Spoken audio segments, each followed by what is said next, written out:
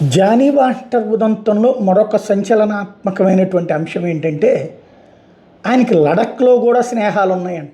లడఖ్ అంటే ఎక్కడుంది? జమ్మూ కాశ్మీర్లో ఉన్నటువంటి.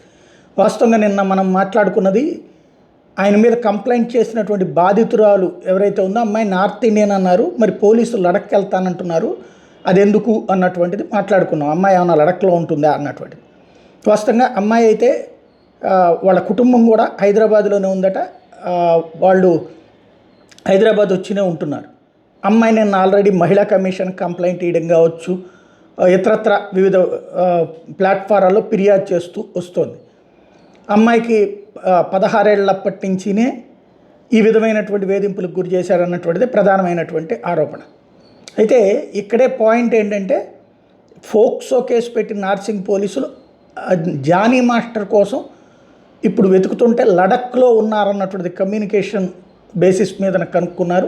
ఇప్పుడు లడఖ్ వెళ్ళి ఆయన్ని అరెస్ట్ చేయడానికి ప్రయత్నిస్తుంది. సాధారణంగా ఇవి నిన్నటించినే బ్రేకింగ్లో వచ్చినాయి అంటే ఆటోమేటిక్గా అక్కడి నుంచి మిస్ అవ్వాలనుకుంటే మిస్ అవ్వచ్చు. లేదా ఇప్పుడు ఆయనకి ఇందులో నిరూపించుకోవాలనుకుంటే ఒకటి కోర్టులో కేసు వేసుకోవడం, కోర్టులో పిటిషన్ వేసుకోవడం, విచారణకి అంటే అరెస్ట్ కాకుండా ముందస్తు బెయిల్ తీసుకుని నేను విచారణను ఎదుర్కొంటానని చెప్పి కోర్టుకు అప్రోచ్ అవ్వాల్సినటువంటి అవసరం ఉంది.